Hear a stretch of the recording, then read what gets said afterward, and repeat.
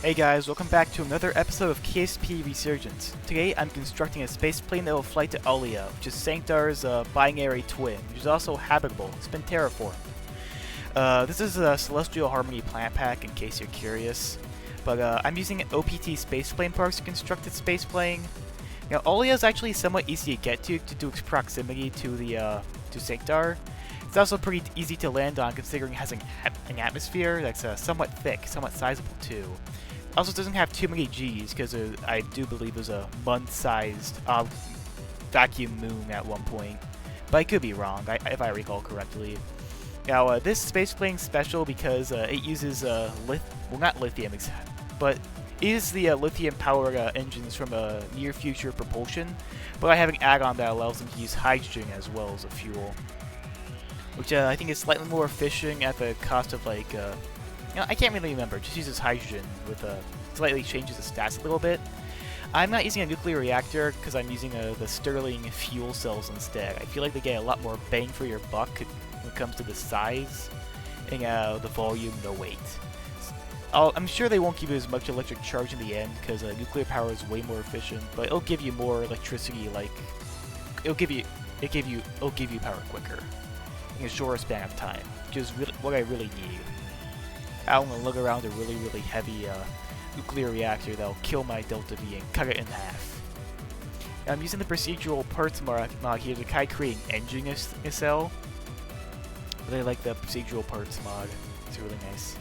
I'm also using the shock cone intake from the KARE mod, K-A-R-E. It adds a bunch of nuclear atomic jet engines, which is really cool. So, main notice this design is somewhat similar to Fate, considering it consists of 4 of those OPT spaceplane engines, which are really efficient actually. They're somewhat efficient in a vacuum, but with the fuel I have on board, they will not give you much Delta V at all. Which is why I brought those magnetoplasma engines. It can get me like a few thousand meters per second in orbit, which is really nice. Like 6,000, I believe, which is what I had as soon as I entered orbit. I could go interplanetary with this, but I really don't feel like it. I'd rather just keep it within Sanctar's sphere of influence for now.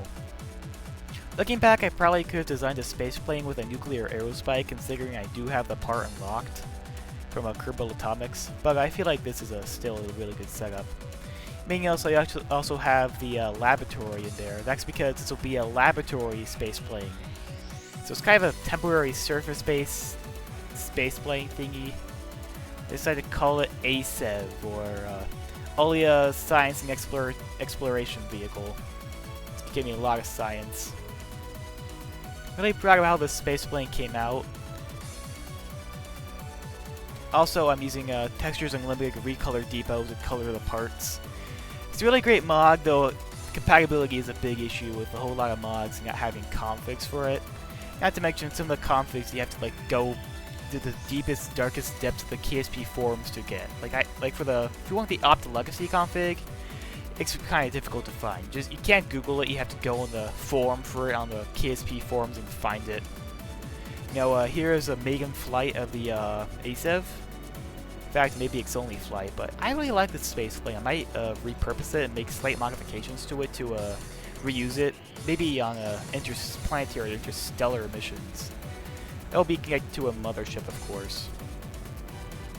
Speaking of interstellar spaceplanes, there are some radiators in the new OPT spaceplane beta, which are really overpowered. So if I really wanted to, I could do a dataless drive-powered interstellar SSTO, but I don't really want to do that. That'd be kind of cheeky. I mean, I would be willing to use a radiator for something smaller, like, say, a Fusion Aerospike, but, like, a dataless drive, although it can cool it, I feel like that'd be kind of cheating, just because the radiators are so tiny. Now, this spaceplane has no trouble getting us to hypersonic velocities. But then I have to use the closed cycle engines because the magnetoplasma engines have very poor TWR. Now I do have to go into the service bay and actually turn on the fuel cells, and with the little TWRs like 0.20 or something, I have to burn for a long time. I did decide to switch back to closed cycle just for a little bit. I don't really have to worry too much about fuel just because I'm not going that far. Slowly but surely we will achieve orbit. If you're wondering where I get this add-on that lets the magnetoplasma engines use hydrogen instead of lithium, I can't really give you a download. I got it off of Discord. Some other guy sent it to me. Maybe he has it up for download. Forgot exactly who made it, but it's a really great add-on. Good if you... Hydrogen is less fuel dense but more efficient, and also, I would have used lithium, but hydrogen is what the other engines use in their closed cycle mode, so I felt like it would have been better. You know, strange glitch with persistent thrust, which allows me to time warp while burning, is that it keeps thinking I'm out of electric charge, even though I'm not. I'm obviously not. So whenever I use plasma engines or any engine that uses an absurd amount of electric charge, just has a stroke and just keeps booging me out of time warp, saying, "You're out of propellant! Oh no!" Well, even though I obviously have an abundance of it. Electric charge in Kerbal Space Program when it comes to time warp is really, really unstable. In fact, it's the main killer of antimatter powered interstellar vehicles, just because the antimatter tanks think there's no electric charge to power the containment, so they explode. Which is very, very dangerous. Anyway, I'm now performing the Alia insertion burn, or Alian insertion, orbital insertion. I don't know. Also, another thing that you may notice that the add-on actually does change the engine plume. Well, if they used lithium, they'd be a crimsonish, reddish, pinkish color, while it's more of a purplish blue for me. Now, I do want to make sure I'm actually coming in the right direction, just because I don't want to come in too hot. Also, I will be aero braking. I do believe the OPT spaceplane parts are actually somewhat resistant to heating, but I do want to come in at the right direction.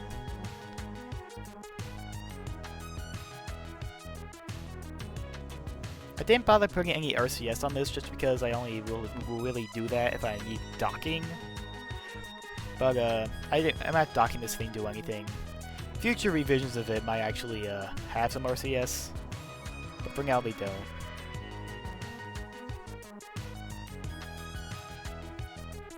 Anyway, we're going for aero brake now. You may notice that Alia's atmosphere actually starts up incredibly high at like 92,000 meters. Which is actually quite small for a moon this size. So it's kind of a moon, not really, because it's more of the secondary planet in the binary system. So it's not really a moon. And to save a little bit of Delta V, although it wouldn't be in this series since I have an abundance of it, I did do an aero capture.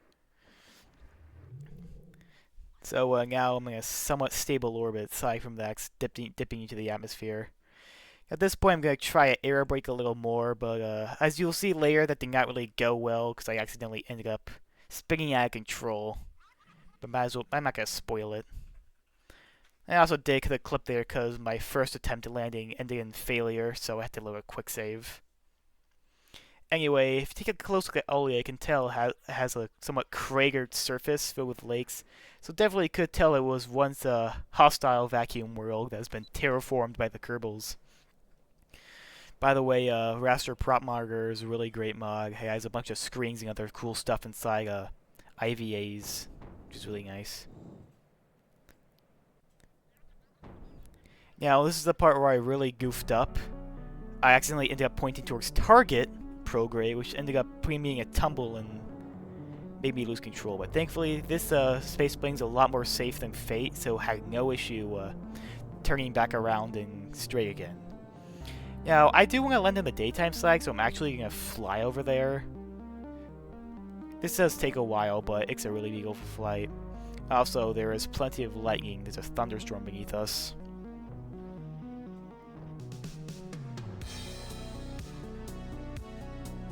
Anyway, I might as well give you a tour. So, this is the cockpit. It has a bunch of screens. I make sure I don't need all of them. Then this is a laboratory module. Has Bob, has a bunch of scientists, and a bunch of science stuff. Also has some EVA hatches. I mean, there's a lower deck to the laboratory, but I didn't know that until I recently, until a little later in the recording phase. Also, I might as well pick up some science while I'm in the atmosphere, just so I can add it to the lab. And of course, start the research. This laboratory actually does science like extremely quickly. I won't really call it cheating, it's just saving time. It will give you the same amount of science in any other lab, I think, it just does it quicker. But I don't really care, this is a pretty luxurious lab. It's in my headcanon anyway. There's also a weird visual glitch here where it looks like there's a giant hole underneath the water. Who knows, maybe that'd be pretty cool. It's like if Alia was a secret death weapon that's been deactivated and is hiding under the ocean. That'd be a pretty cool headcanon. Anyway, about the landing now. Volumetric clouds never ceases to amaze. You can see all the clouds, you can see all the rain.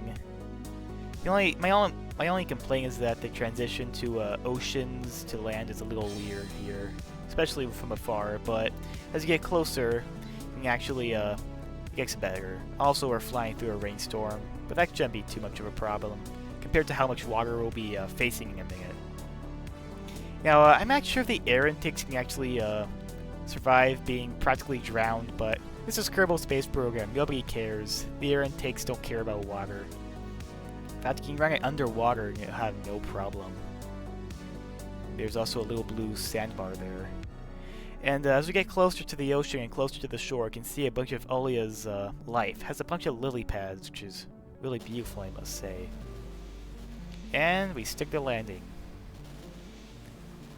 Bounce around a lot. And of course, I have to make a quick save, or else I will probably be really angry at myself if something goes wrong. Now, after collecting some science in the ocean, I'm gonna go on to land. I also decided to shut down the fuel cells just because I don't need them anymore, or at least for now. The vacuum engines are shut down and are actually useless in this atmosphere. Anyway, I gotta get on land just so I can actually, I mean, I could stay in the ocean, but I'd rather go on land just because I'd like to plant a flag.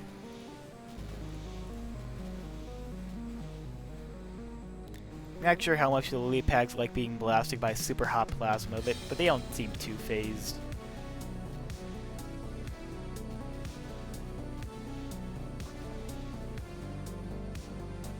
I was a little worried I might run aground here, but it was all unfounded fear.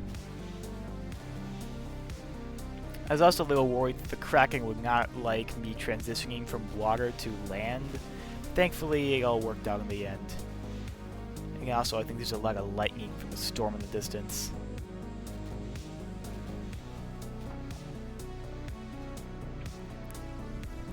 I deploy my landing gear, and I prepare to land. It's a little bit steeper than I was hoping for, but thankfully I was able to get on the ground and go on the land. This thing doubles as a boat, a spaceship, and an airplane, and also a car. This all rolls pretty well, I must say. So I say this is the first multi-purpose vehicle. Well, I mean, anything else can purpose as a boat as long as you have enough fuel in Kerbal. Anyway, this is the part where I also gather a lot of science, put it all in the lab. Thankfully, the lab has a lot of space for data, so by now I'd probably be full in any other lab, but thankfully this one has a lot of space. Now, unfortunately, this is not actually, that happens later. I'm not going to spoil anything. But first, I'm going to go on EVA. I do have to lower the landing gear just to give myself a really, really easy way off. And Gavo here can easily take off his helmet and plant a flag. Fun fact, this Kerbal is actually from my forum, like Kerbal application forum, so if you'd like to be a part of the series, literally, like in the game, then I have a link in the description, fill it out, and I'll put you on the series. Now, unfortunately, it's starting to rain again, and this guy probably does not like getting rained on, so he's gonna get back inside.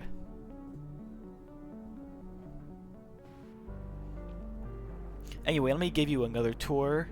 This time I actually can walk safely without floating around. Just a quick walk. And also, I might as well show you the lower deck as well of the science lab. Got a lot of stuff going on here. I got mission control, you got oxygen tanks, you got a defibrillator, and then I'm going to shut down my engines. Now, unfortunately, this is the part where I discover I do not have an antenna. Well, I do have built-in ones, but they cannot transmit science back to the Kerbal Space Center, which I think is a really dumb decision on the developer's part. It's just a huge pain. So I'm going to have to send somewhat of a rescue mission just to be able to add an antenna. So I got an engineer here who actually has some antennas on the inventory, in your inventory, and on the ship. So I'll be able to transfer it. Now, what's in the fairing? It's a surprise. It's just a tiny little aircraft, but I'll only show it to you once we get there. I want to keep it a surprise. Now, I kept having to redesign this rocket just because it kept flipping over. Even did a loop-de-loop on the way up, but thankfully I was able to regain control. Now, this upper stage actually uses an exotic mix of hydrogen and fluorine. The fluorine is a better oxidizer, it gives it better performance. But it's very toxic, but the Kerbals literally do not care. So it's literally just better fuel that you unlock later in the tech tree. You know, I did get a little glimpse of the spaceship in there, so I guess it's not really a spoiler anymore. It's not really a surprise, I mean. Once again, going to Alia is a trivial task. It's extremely easy. In fact, I think it's easier to get to than the Mun. Like, maybe on your very first, well, not your first orbital mission in science mode, or maybe your second orbital mission, you might be able to get there on your second orbital mission and do a flyby and get lots of science. I was able to get a Krob and Alia flyby in one flight once, I think earlier in my series. So, that's why I got a lot of science and got a good head start in the tech tree. Still very incomplete. In fact, I have a few mods that extends it past the community tech tree, specifically Blue Shift, which adds a bunch of warp drives and other cool gravity warping tech. Which should hopefully make interstellar travel 100 times easier. Hopefully not as cracking-y or glitchy. Anyway, we're here at Alia, and I'm preparing to land. Gotta make sure I'm actually reach the landing site though, which I actually did manage to get surprisingly close. But whatever's in the payload can actually fly there, so even if I did miss it by quite a bit, it wouldn't have been too bad. Besides, I want to be up and close so I don't have to do any long hikes. I did fat finger the time warp a little bit, so I did have to compensate. But in the end, I actually got a pretty good approach. Now, time for the re-entry, which is actually, well, isn't really re-entry. Like, you're not re-entering the atmosphere. You just got here. So I would say atmospheric entry. I would leave re-entry for your actually going home and re-entering your home planet's atmosphere. But anyway, we're entering the atmosphere, slowing down quite a lot, and I'm about to deploy the eggshell on this fairing. There it is, our tiny little plane in all of its glory. I gotta make sure I don't explode it while separating the heat shield, so here I go. It did struggle to get away from it, but eventually I was able to get it to work. Now, this engine is a very special jet engine. It may look like just like a ordinary Juno jet engine, but it actually runs on pentaborane. With chemical technologies, any jet engine can either run kerosene or pentaborane. The well-known exception being the Rapier engine, which uses hydrogen, I think. At least in the latest version, it used to use kerosene and pentaborane, but now it uses hydrogen, I believe. So this little glider, it was actually untested, landing and actually deploying the payload successfully, but thankfully it all worked out well. It also flies very well, despite not having any yaw stabilization or control. Getting a nice view of the tide pools here.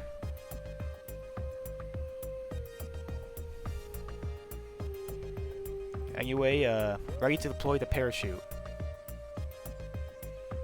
I actually still got a surprisingly well amount of control with the parachute deployed.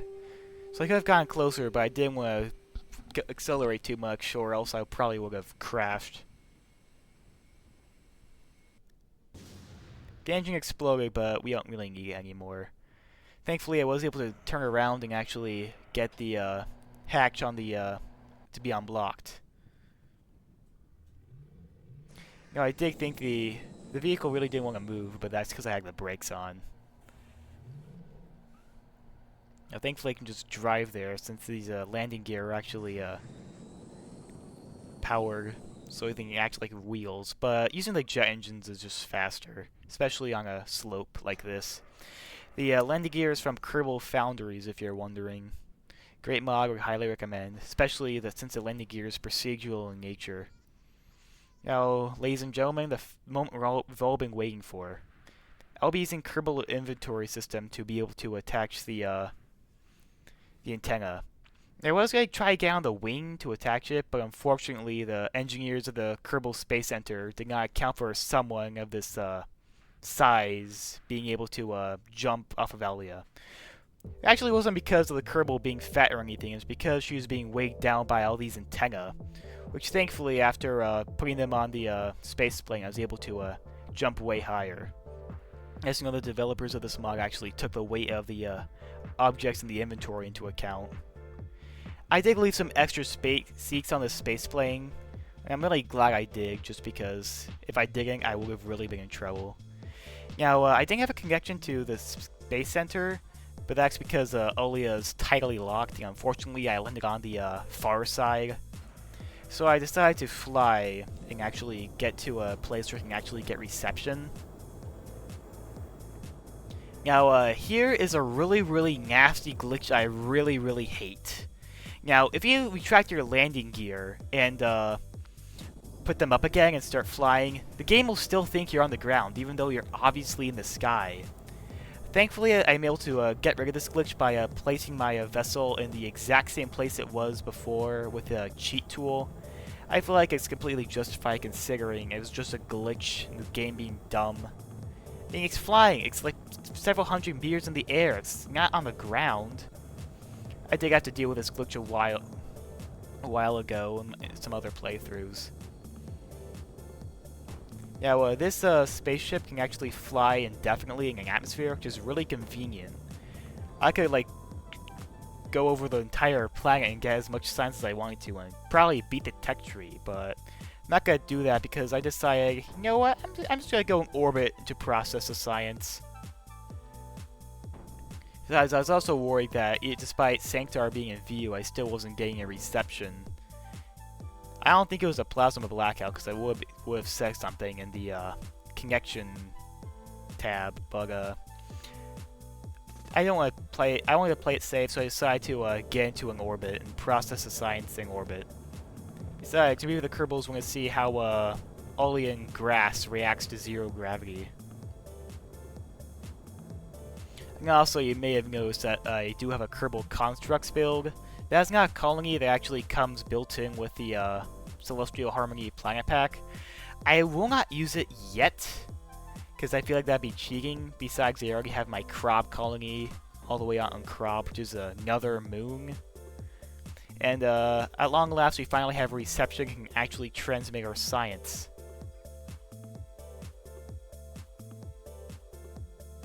I do increase my apoapsis a bit more just because it was getting a little low. One of my main gripes about OPT Spaceplane is that none of the engines have waterfall configs. In case you don't know, waterfall adds those cool 3D plumes to engines, like you saw with the vacuum optimized engines on my spaceplane. It looks amazing except for when it doesn't, because of some weird graphical glitch causing Z-fighting in the engine bell, which is really annoying.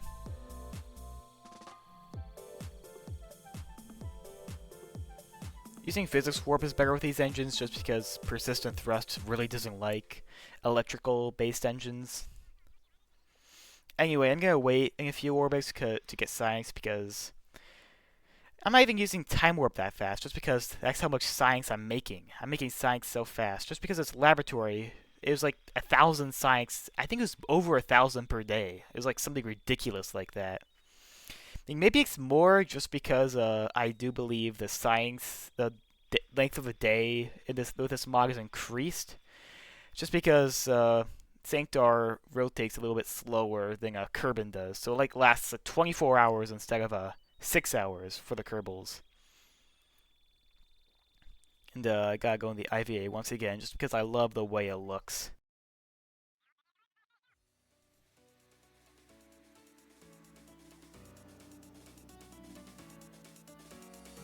But unfortunately, that will be the end of this video. I hope you enjoyed, and I'll see you all later. Bye!